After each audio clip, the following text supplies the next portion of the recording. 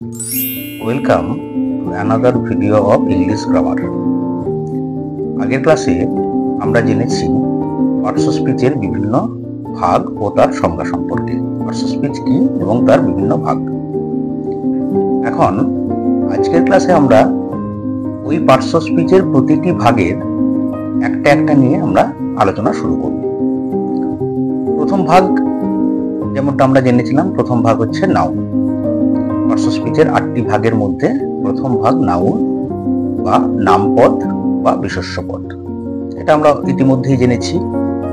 এখন এই নাউন কি, প্রথম দিকে যারা শিক্ষার্থী তাদের জন্য খুবই গুরুত্বপূর্ণ এই লেসনটি। আগেই বলেছিলাম যে ইংরেজি গ্রামারে পার্টস অফ স্পিচের একটা বিশেষ গুরুত্ব রয়েছে, কারণ আমরা একটি বাক্যে যতগুলি ওয়ার্ড ব্যবহার করি তাদের প্রত্যেকটি কোনো না কোনো পার্টস অফ স্পিচ, কিন্তু সেটা চিনতে গেলে ছাত্রছাত্রীদেরকে অনেক সময় বিভ্রান্তির মধ্যে পড়তে হয়। কেন পড়তে হয় না, তাদের সঠিক ধারণা না থাকার জন্য। এই ক্লাসগুলোতে আমরা যদি ঠিকঠাক করে অনুধাবন করতে পারি তাহলে দেখব যে আমাদের পার্টস অফ স্পিচ চিনতে খুব একটা অসুবিধে হচ্ছে না। তো যেমনটা বললাম, নাউন মানে নামপদ বা বিশেষ্য পদ, অর্থাৎ যে সমস্ত ওয়ার্ড দ্বারা কোনো কিছুর নাম বোঝানো হয়, যে সমস্ত ওয়ার্ড দ্বারা আমরা কোনো কিছুর নাম বোঝাই তাকে বলা হচ্ছে আমাদের নামপদ। অর্থাৎ ব্যক্তি, বস্তু বা স্থানের নাম যে সমস্ত ওয়ার্ড দ্বারা আমরা বোঝাতে পারি তাহাই হলো নামপদ। এক কথায় ইংরেজিতে বললে a noun is a naming word. Noun হলো আসলে নামপদ। তাহলে যে কোনো নাম বোঝাবে এমন ওয়ার্ডকে আমরা কি বলতে পারবো? নাউন বলতে পারবো। এবার আসছি তার প্রকারভেদে। নাউন কয় প্রকার বললে আমাদেরকে বলতে হবে 5 প্রকারের নাউন আছে। নাউন 5 প্রকারের। There are 5 types of nouns. সেগুলি কি? Proper noun, common noun, material noun, collective noun and abstract noun. ঠিক আছে, আরেকবার বলি। Proper noun, common noun, material noun, collective noun and abstract noun. তো এই ভাগগুলো সম্পর্কে আমরা একে একে আজকের ক্লাসে জেনে নেব। প্রপার নাউন কি না, প্রপার নাউন মূলত নির্দিষ্ট করে নাম বোঝায়। নির্দিষ্ট ব্যক্তি, নির্দিষ্ট বস্তু, নির্দিষ্ট স্থানের নাম ইত্যাদি বোঝালে সেগুলোকে প্রপার নাউন। উদাহরণস্বরূপ দেখতে গেলে আমাদের দেশের নাম আমরা জানি ভারতবর্ষ বা ইন্ডিয়া। তাহলে ইন্ডিয়া একটি দেশের নাম, অতএব এটি একটি প্রপার নাউন। রাম কোনো একজনের নাম, অতএব এটি একটি প্রপার নাউন। গঙ্গা একটি নদীর নাম, অতএব এটি একটি প্রপার নাউন। যমুনা একটি নদীর নাম।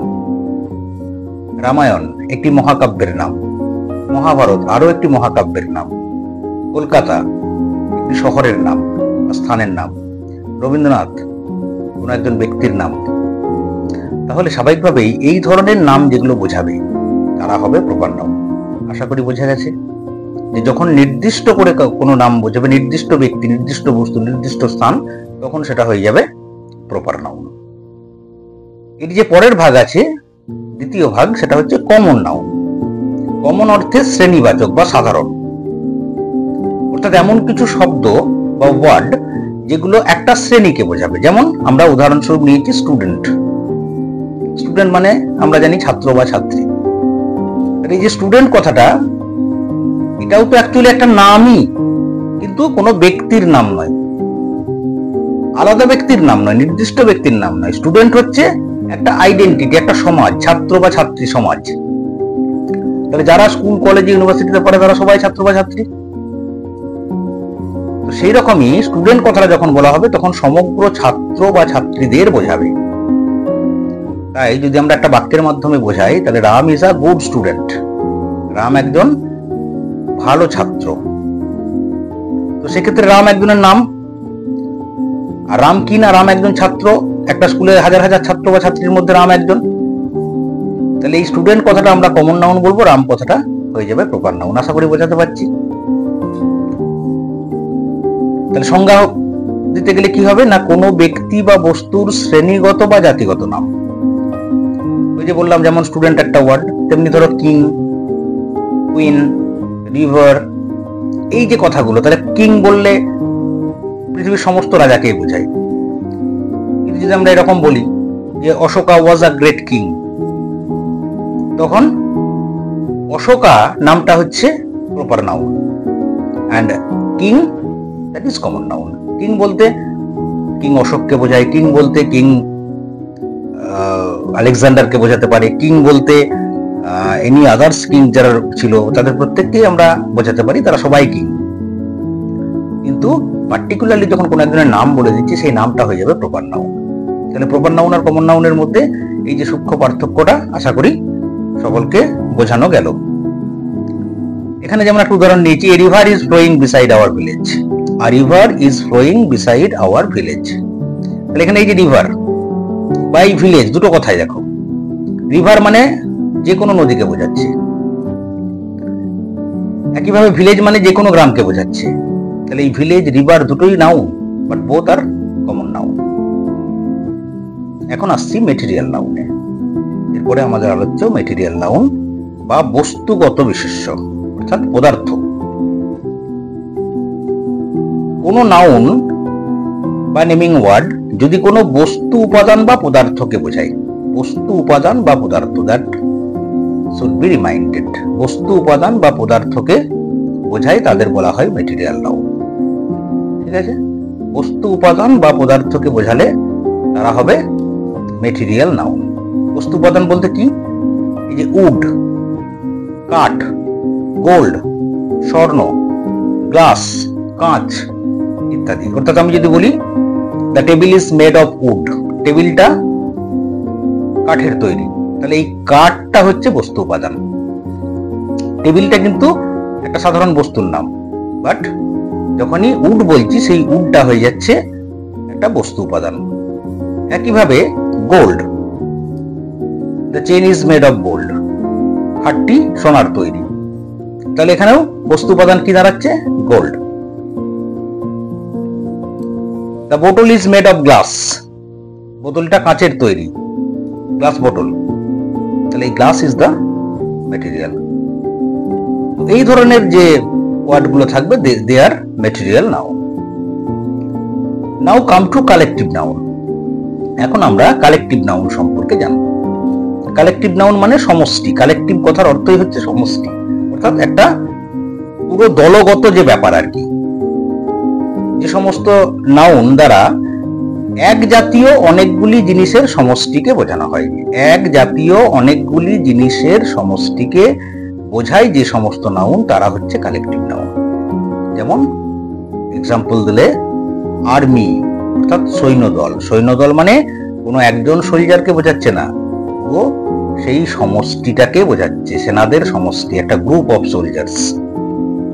পার্টি কোনো একজন মানুষকে বোঝাচ্ছে না, একটা গ্রুপ অফ মেম্বার্সকে বোঝাচ্ছে। ক্লাব একইভাবে একটা সমষ্টিকে বোঝাচ্ছে। বাঞ্চ অর্থাৎ কোন একটা সমষ্টিকে বোঝাচ্ছে, বাঞ্চ গোছা, স্তবক, ওকে, টিম, দল।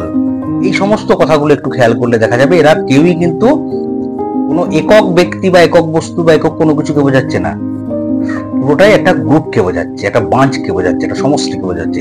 That is why they are collective noun. And the last one is abstract noun. এবং শেষেরটা কি না আমাদের অ্যাবস্ট্রাক্ট নাউন। অ্যাবস্ট্রাক্ট কথার অর্থ হচ্ছে বিমূর্ত, অর্থাৎ যাহার মূর্ত রূপ নেই। খুব ভালো করে বুঝতে হবে, ঠিক আছে? বাকিগুলো তো কম বেশি সহজই, এইটা একটু বোঝার বিষয় আছে ছাত্রছাত্রীদের। এই বিমূর্ত বিষয়টা কি না, কিছু জিনিস আমাদের জীবনে থাকে যেগুলোর কোনো মূর্ত রূপ হয় না। যেমন কিছু মানবিক গুণাবলীর কথা বলেছি, দয়া, মায়া, স্নেহ, ভালোবাসা, করুণা। এই যে কথাগুলো, এই কথাগুলো আমাদের জনজীবনে কিন্তু রয়েছে, সামাজিক জীবনে রয়েছে। আমরা কারো প্রতি দয়া পরবশ হই, কাউকে করুণা করি, কারো প্রতি আমাদের মায়া থাকে, স্নেহ থাকে, ভালোবাসা থাকে। কিন্তু এই যে কথাগুলো, এগুলোর কোনো বস্তুগত রূপ আছে কি? কোনো বস্তুগত রূপ নেই। আমরা একটা চক, একটা ডাস্টার, একটা পেন, একটা বই, সেগুলো কেমন তার আকৃতি কল্পনা করতে পারি, চক বললে সেটা কেমন দেখতে আমরা বুঝতে পারি, জানি আমরা। যে কোনো বিষয়ের একটা বস্তুগত ঐতিহ্য আকার আছে, কিন্তু এই ধরনের যে শব্দাবলী, এগুলোর কিন্তু কোনো বস্তুরূপ নেই। যদি বলি দয়া কেমন দেখতে, আমরা জানি না। যদি বলি সততা, অনেস্টি, এটা আমাদের কেমন, তা আমরা জানি না। তাহলে এই ধরনের যে কথাগুলো, কাইন্ডনেস, ঠিক আছে, অনেস্টি ইত্যাদি কথাগুলো, এগুলো আমাদের জীবনের মধ্যে ওতপ্রোতভাবে জড়িয়ে থাকে, কিন্তু তার কোনো বস্তুগত আকার থাকে না। তাই এগুলোকে বলা হয় অ্যাবস্ট্রাক্ট নাউন বা বিমূর্ত বা নিরাকার বিশেষ্য, যাদের কোনো আকার নেই, আকৃতি নেই, অথচ সেগুলো আমাদের জীবনে রয়েছে। সেরকমই যে সমস্ত নাউন আমাদের কি করে, বিভিন্ন বস্তু নিরপেক্ষ গুণ, অর্থাৎ এই যে বিউটি, অনেস্টি, ঠিক আছে, এগুলো হচ্ছে আমাদের বস্তু নিরপেক্ষ গুণাবলী। এই বস্তু নিরপেক্ষ গুণটা যেখানে আমরা পাচ্ছি আর কি, ব্যক্তি বা বস্তু ব্যতিরেকে যদি কোনো গুণ প্রকাশ করি, তখন সেই নাউনগুলোকে বলবো আমরা অ্যাবস্ট্রাক্ট নাউন। যে নাউন এই বস্তু বা ব্যক্তি ব্যতিরেকে কোনো গুণকে প্রকাশ করবে, ঠিক আছে, বিউটি, অনেস্টি, ঠিক আছে, কাইন্ডনেস, সিম্প্যাথি, এটসেট্রা, এইগুলোকে বলা হচ্ছে অ্যাবস্ট্রাক্ট নাউন। আশা করি বোঝা গেল। আমরা আজকে কি কি শিখলাম? আমরা আজকে শিখলাম নাউন বা বিশেষ্য পদ বা নামপদ কাকে বলে, তার সংজ্ঞা, কয় প্রকারের নাউন রয়েছে তার নাম আমরা জানলাম। সবশেষে প্রত্যেকটি নাউনের আলাদা আলাদা করে তাদের কি কি বৈশিষ্ট্য, তার ভাগগুলো আমরা আস্তে আস্তে শিখে নিলাম, এবং আশা করি প্রত্যেককে বোঝানো গেছে নাউন সম্পর্কে, তাদের একটা ধারণা আশা করি তৈরি হয়েছে। আজকের ক্লাস এই পর্যন্তই। আবার আগামী ক্লাসে কোনো একটা নতুন বিষয় নিয়ে আমরা আলোচনা করব। ততক্ষণ সকলে ভালো থেকো, শুভেচ্ছা রইল।